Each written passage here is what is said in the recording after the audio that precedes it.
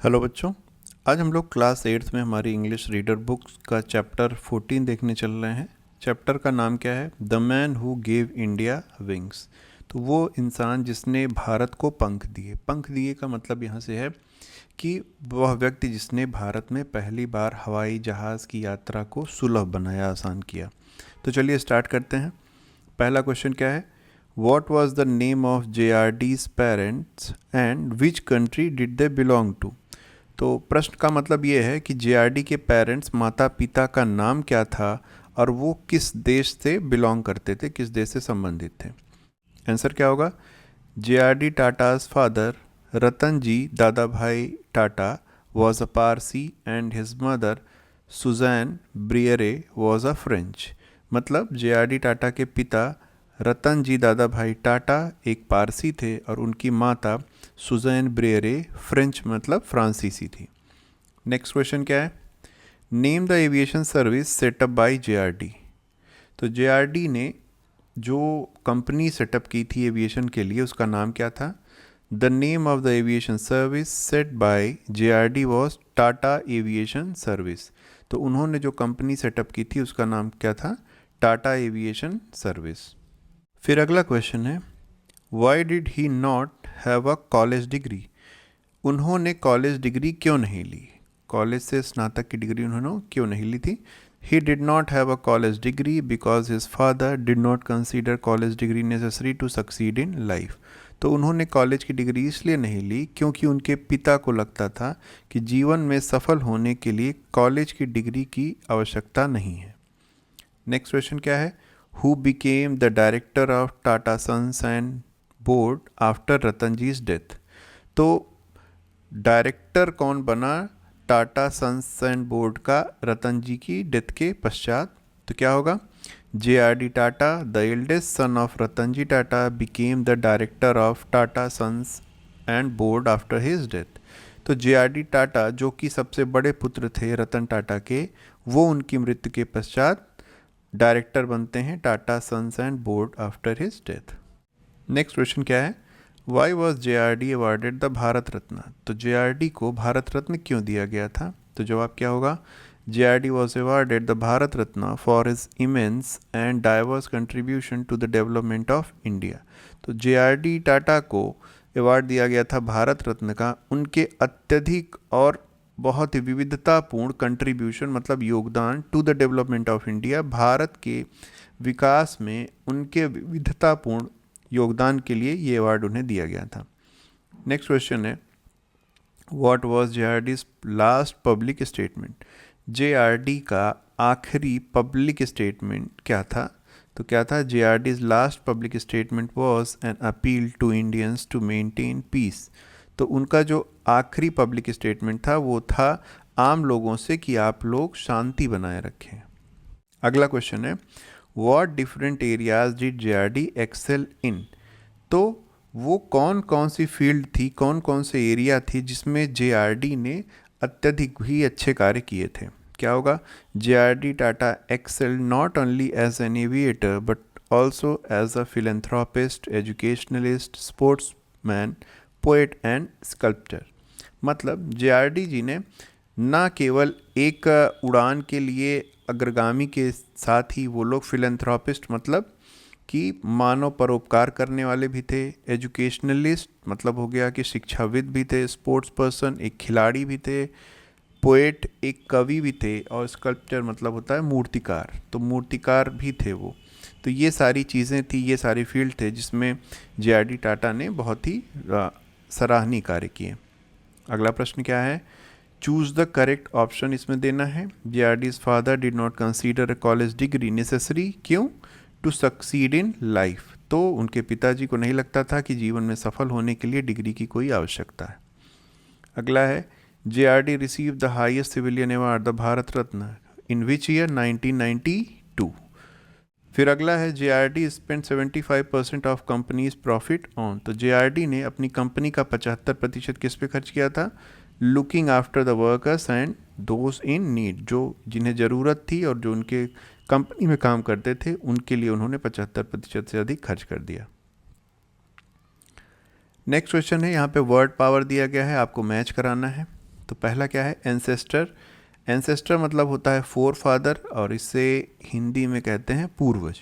तो पूर्वजों के लिए ये दोनों शब्द यूज़ होते हैं, एंसेस्टर्स और फोर फादर्स। एविएशन का मतलब क्या होता है, science of making and flying aircraft, मतलब हवाई जहाज़ बनाना और उड़ाना, ये सब आता है एविएशन के अंतर्गत। फिर है फिलेंथ्रोपिस्ट। फिलेंथ्रोपिस्ट क्या होते हैं, one who support the activities for welfare of others, मतलब औरों की भलाई के लिए जो कार्य किए जाते हैं उसमें जो सहयोग करता है उसी को फिलेंथ्रोपिस्ट कहते हैं। फिर है स्कल्पचर। स्कल्पचर किसे कहते हैं, a person who makes figures and objects out of stone and would, मतलब ये इसका होता है मूर्तिकार। तो जो लकड़ी या स्टोन से मूर्तियाँ बनाता है उसी को मूर्तिकार कहते हैं। अवार्ड। अवार्ड का मतलब होता है प्राइज़, ठीक है। तो ये हो गया। फिर इसके बाद है लैंग्वेज प्रैक्टिस। लैंग्वेज प्रैक्टिस में देखते हैं, fill in the blanks with the suitable preposition from the box. तो प्रीपोजिशंस यहाँ पे प्रयोग की गई, कौन सी, to, from, into, on. तो इन सारी प्रीपोजिशंस को भरना है। तो जहाँ पे भी भरा गया उसे रेड से कर दिया गया है। He was born in Paris on July 29, 1904. He was recruited into the French army. He was sent to England. He received the Bharat Ratna Award in 1992 from the Indian government. तो इस तरह से ये फिल इन द ब्लैंक्स भी समाप्त होता है। अब हम लोग देखते हैं नरेशन। नरेशन में change from direct to indirect form of speech. तो direct to indirect form of speech में बदलना है। चलिए देखते हैं। There are two forms of speech. तो स्पीच जो होती है, जो भी बातचीत होती है, वो दो तरह से होती है। या तो direct form of speech. Direct form होता है कि जैसे जैसे ही मान लीजिए एक व्यक्ति है और मैं यहाँ पे हूँ, तो इस व्यक्ति ने जैसे वो बात बोली होगी वैसे ही मेरे पास पहुँच गई, तो ये हो जाएगी डायरेक्ट फॉर्म ऑफ स्पीच। और इनडायरेक्ट क्या होती है, मान लीजिए इस व्यक्ति के साथ एक और व्यक्ति खड़ा है, उसने उसकी बात सुनी और ये आके मुझे ये बात बता रहा है, तो इसी को कहेंगे इनडायरेक्ट स्पीच। अब इसमें कुछ रूल्स होते हैं जिसे फॉलो करना होता है। चलिए हम लोग देखते हैं। Direct form of speech, a statement given by the speaker himself. तो अगर जिसने बोला है वो बात, वो डायरेक्ट उसी के द्वारा बोला गया है, तो उसे कहते हैं डायरेक्ट फॉर्म ऑफ स्पीच। इसके दो पार्ट होते हैं। जैसे पहला पार्ट जो होता है उसे कहते हैं रिपोर्टिंग स्पीच, और दूसरा पार्ट होता है रिपोर्टेड स्पीच। जैसे मैंने कहा कि राम ने कहा मैं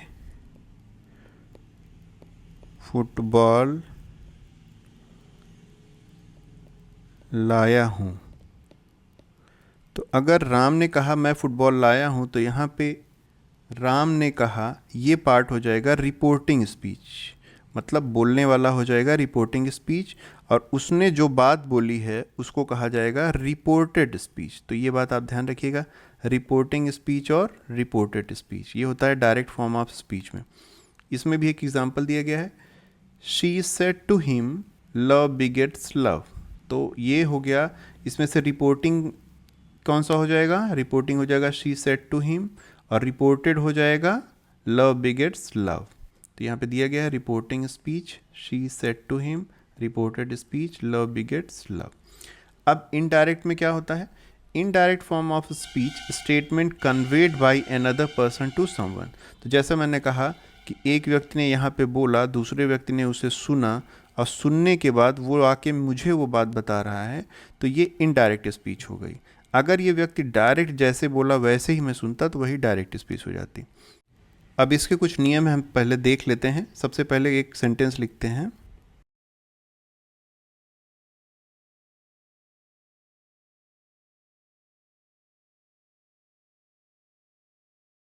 अब ये हो गई डायरेक्ट स्पीच। इसे इनडायरेक्ट स्पीच में हम लोग चेंज करेंगे, तो क्या लिखेंगे, राम ने कहा कि वह घर जा रहा था। बच्चों इसी पूरे सेंटेंस से हम लोग सारे नियम समझ लेंगे। चलिए देखते हैं। पहला क्या है इसमें, inverted commas are not used. देखिए डायरेक्ट स्पीच में इन्वर्टेड कॉमास यूज़ हुए हैं, जबकि जब हम लोग इसे इनडायरेक्ट स्पीच में बदलते हैं तो इनडायरेक्ट स्पीच में इन्वर्टेड कॉमास गायब हो जाते हैं। तो पहला हो गया, the comma between reporting speech and the reported speech is removed, they are joint together by the conjunctions like that, if और वेदर। मतलब यहाँ पे ये जो कॉमा है, कॉमा को हटा दिया जाता है और इसकी जगह पे की आ गया, या फिर इंग्लिश में इसी की जगह पे दैट, इफ या वेदर का प्रयोग किया जाता है। तो इस तरह से कॉमा हटेगा, कॉमा की जगह पे एक कंजंक्शन आएगा, कौन से, दैट, इफ, वेदर। दूसरा पॉइंट भी हो गया। फिर तीसरा है, the signs of question mark and exclamation are not used, instead full stop sign is used. तो यहाँ पे मान लीजिए या क्वेश्चन मार्क होता तो उस क्वेश्चन मार्क को हटा दिया जाता, उसकी जगह पे फुल स्टॉप यूज़ होता है, तो फुल स्टॉप यूज़ होगा। हमारा तीसरा पॉइंट भी हो गया। अगला है, the tense of reporting speech is not change.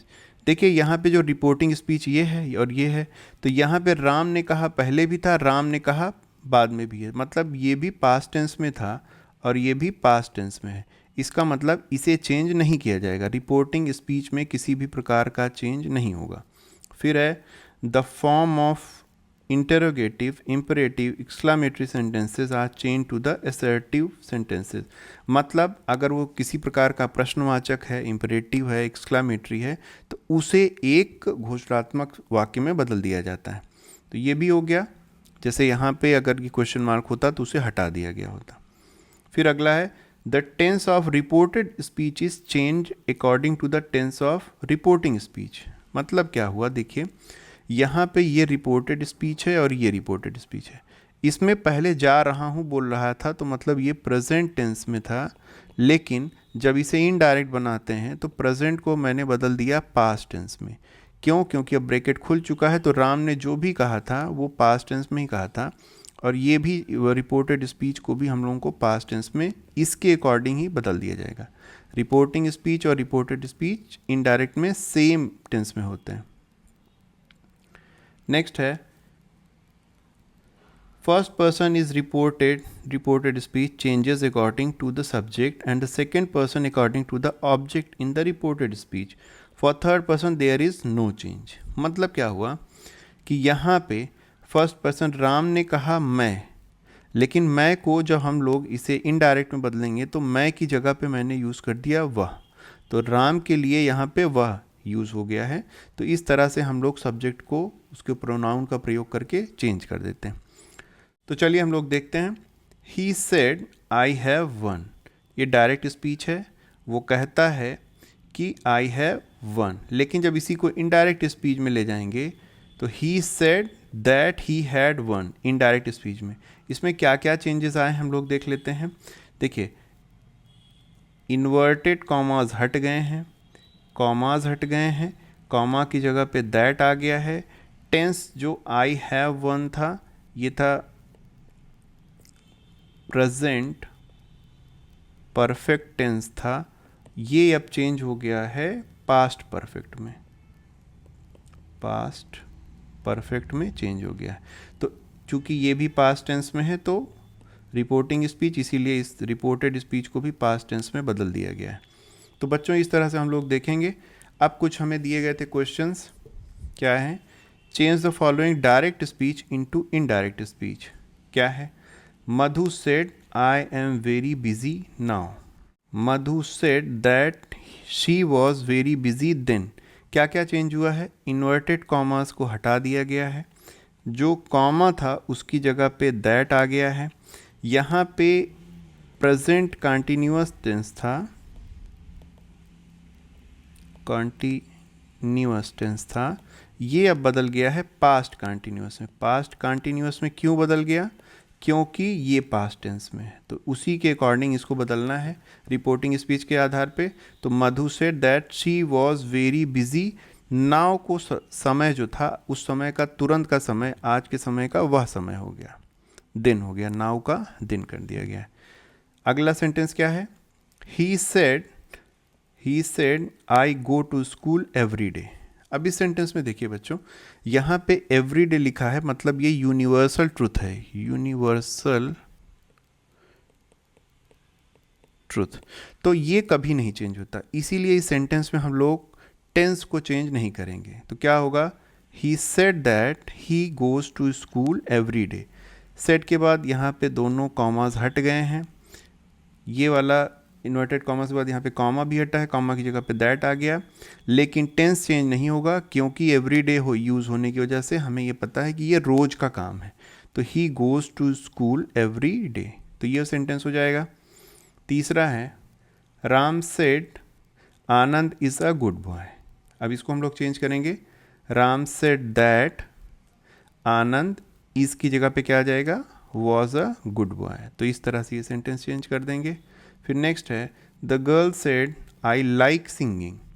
तो इसका इनडायरेक्ट स्पीच क्या हो जाएगा, the girl said that she like का हो जाएगा पास्ट टेंस में लाइक्ड सिंगिंग। तो इस तरह से बच्चों हमारा ये चैप्टर समाप्त होता है। बच्चों अगर आपको किसी चैप्टर का सल्यूशन चाहिए पहले तो आप लोग कमेंट बॉक्स में लिख सकते हैं, हम लोग उसे जल्दी लाने का प्रयास करेंगे। और आप चैनल को सब्सक्राइब कर लीजिए जिससे नए वीडियोस आपके पास तुरंत पहुंच जाएं। तो चलिए इसी के साथ हम लोग अपना ये लेक्चर समाप्त करते हैं, अगले वीडियो में हम लोग फिर से मिलेंगे।